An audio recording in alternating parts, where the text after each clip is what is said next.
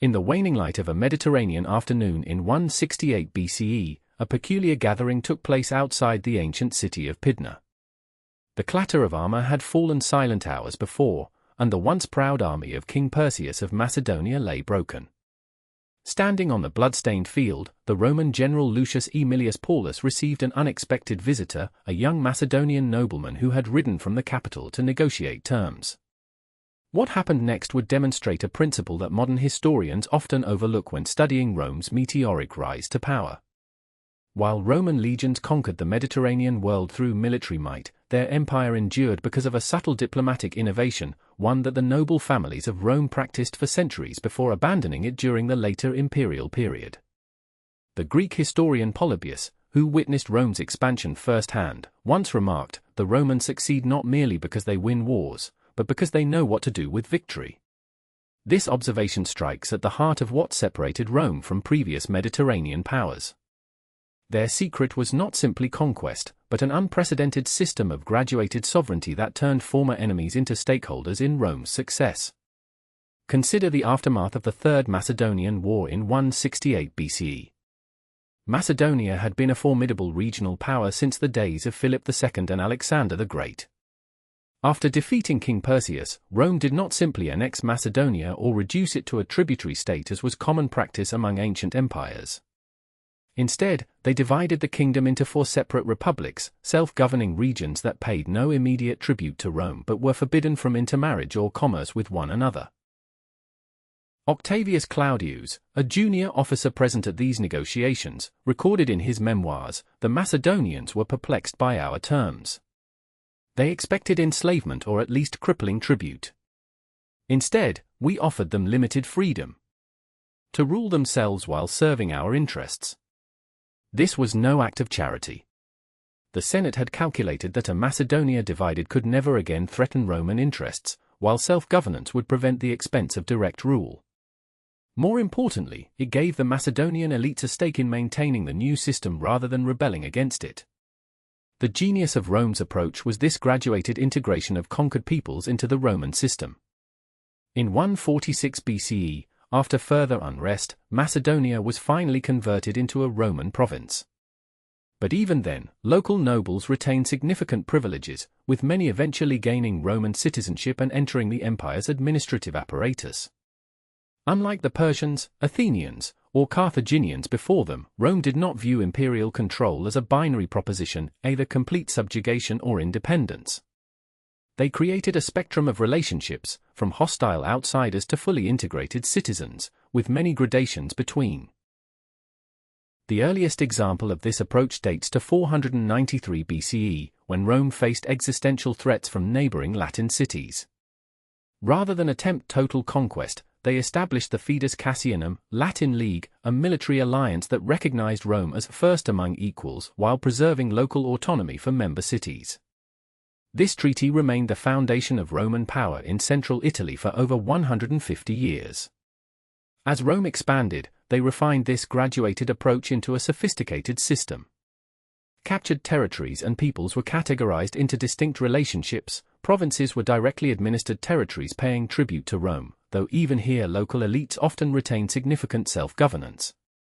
Client kingdoms remained nominally independent, ruled by their own kings who pledged allegiance to Rome.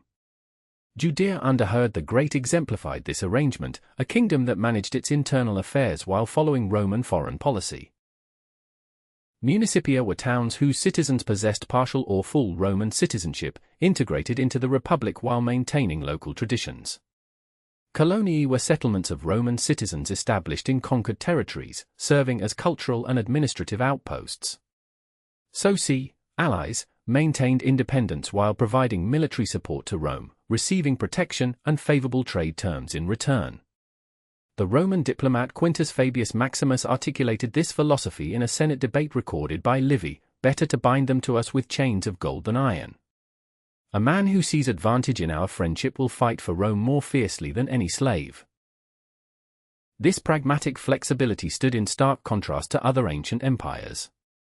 The Athenian Empire of the 5th century BCE, for instance, demanded uniform tribute from all its subjects and violently suppressed dissent, which Thucydides identified as a key factor in Athens' eventual downfall during the Peloponnesian War. Roman diplomatic innovations extended beyond mere political arrangements. They pioneered what we might today call cultural diplomacy. In newly conquered territories, Rome built forums, bathhouses, theatres, and temples, bringing tangible benefits that demonstrated the advantages of Roman rule. In 122 BCE, the reform-minded tribune Gaius Gracchus proposed extending full Roman citizenship to all Latin allies, recognizing that broader inclusion strengthened rather than weakened the republic. Though his proposal failed amid conservative opposition, it presaged the social war of 91 to 88 BCE, after which Rome was forced to grant citizenship to most Italian allies. Perhaps the most remarkable example of Rome's diplomatic flexibility occurred in 212 CE, when Emperor Caracalla issued the Constitutio Antoniniana, Antonine Constitution, granting Roman citizenship to nearly all free inhabitants of the empire. This unprecedented act of inclusion transformed millions of provincial subjects into citizens with legal rights and responsibilities. Carina Octavia, a scholar at the Great Library of Alexandria, observed the consequences firsthand. After the edict, men from Syria to Hispania no longer speak of submission to Rome, but of membership within it. They send their sons to our academies and their tributes to our treasury not as defeated peoples, but as citizens investing in their own empire. The Roman method did have significant limitations. It worked best with peoples who already possessed similar cultural values or could appreciate the material benefits of Roman civilization. Against the Germanic tribes beyond the Rhine and Danube, these diplomatic tools often failed. These peoples had decentralized political structures that made client relationships difficult to establish and maintain. Furthermore, the system required consistent, patient application. During periods of competent leadership, Rome excelled at building these graduated relationships. But during the late Republican civil wars and again during the crisis of the 3rd century CE, short-term military expediency often replaced sophisticated diplomacy, with devastating results for imperial stability. By the 4th century CE, Rome had largely abandoned its graduated approach to imperial control. Provincial governors exercised increasingly direct authority, while the distinction between citizen and subject blurred under universal taxation and military conscription. The empire became more rigid, more centralized, and ultimately more brittle. Modern parallels are striking. Consider the post-World War II reconstruction of Germany and Japan. Rather than punitive occupation, the United States implemented plans that rebuilt these former enemies as self-governing allies with shared economic and security interests. This approach reflected Rome's ancient wisdom, that former adversaries make the strongest allies when given a stake in a new order. The European Union similarly employs a graduated approach to integration, with candidate nations progressing through stages of alignment with EU standards before achieving full membership. This creates a spectrum of relationships rather than a binary in-out distinction. In corporate leadership, successful mergers and acquisitions often follow a similar pattern. Organizations that preserve elements of acquired companies' cultures and leadership while integrating them into a larger framework tend to retain talent and intellectual capital more effectively than those demanding immediate and complete assimilation. The United Nations, NATO, and other international organizations likewise employ varying levels of membership and responsibility, creating systems where nations can participate at different levels of commitment, a direct descendant of Rome's tiered approach to international relations. What can modern leaders learn from Rome's diplomatic innovation? First, effective power does not require absolute control. Rome's greatest strength was its ability to exercise varying degrees of influence rather than demanding total submission.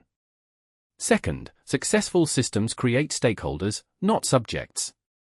By offering paths to greater inclusion and privilege, Rome motivated compliance and cooperation far more effectively than through threat of force alone.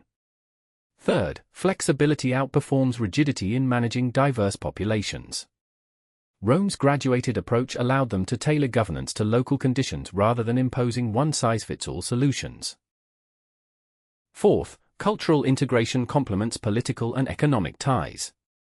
Rome built theatres and bathhouses alongside administrative buildings, recognizing that shared cultural experiences create bonds that transcend political arrangements.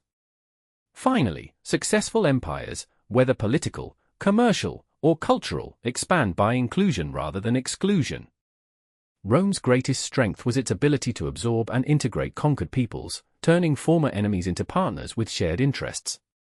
In 168 BCE, as Lucius Aemilius Paulus dictated terms to the defeated Macedonians, he was not merely ending one war but preventing many future conflicts. By offering Macedonia limited autonomy rather than harsh subjugation, Rome demonstrated the subtle art of imperial management that would allow a city-state on the Tiber to grow into a Mediterranean superpower. The empire that ruled the known world for centuries succeeded not just through the strength of its legions, but through the wisdom of understanding that true power lies in making others want to join your system rather than forcing them to submit to it. In this ancient innovation lies a lesson for leaders in every era: victory is easy, building durable peace requires the forgotten art of graduated sovereignty.